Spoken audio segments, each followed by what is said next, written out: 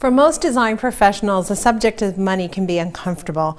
Without even being aware of it, we frequently give off some unusual signals when the subject of how we charge for a living is broached.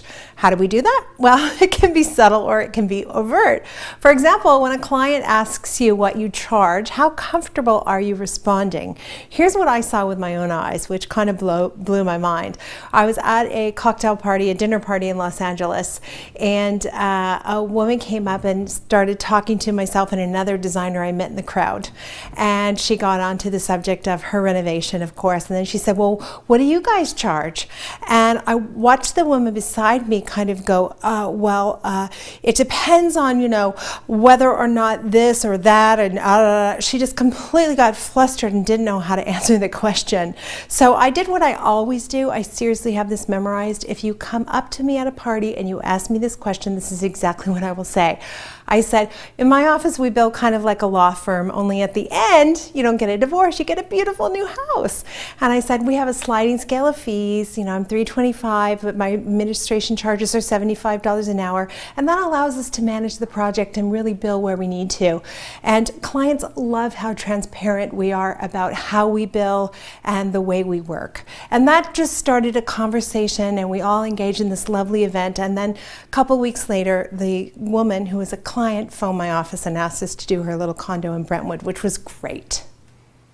I have talked to and taught thousands of design professionals, and I know a lot of you are thinking, uh-oh, my pitch sounds a lot like that other woman at the party. Believe me, that was my pitch before I started really working on coaching and getting an answer. And by the way, you can copy my answer completely. It always gets a laugh, it always relaxes people, and then you can go on to tell them about the value you provide. So you might mention that you always provide clients with log sheets so they can see every month what tasks you're performing. They can follow along. You could mention that you have a 15-step project management strategy. That always gets them excited and talking about how they might want to work with you. I know I used to sound exactly like the woman at the party who stumbled and stuttered because I didn't have an answer ready. Today I know, because experience has taught me, that clients respond to total transparency around money, and any indication that there is some fiddling around or making it up makes clients feel uncomfortable. And when we stutter and stammer, that's kind of what it seems like, even though that's not really true.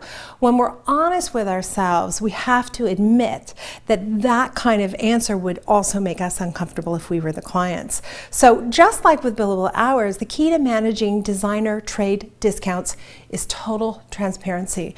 The client expects to pay a reasonable fee for purchases. They are also aware, as a general concept, that there are trade or designer discounts. Those two terms are interchangeable.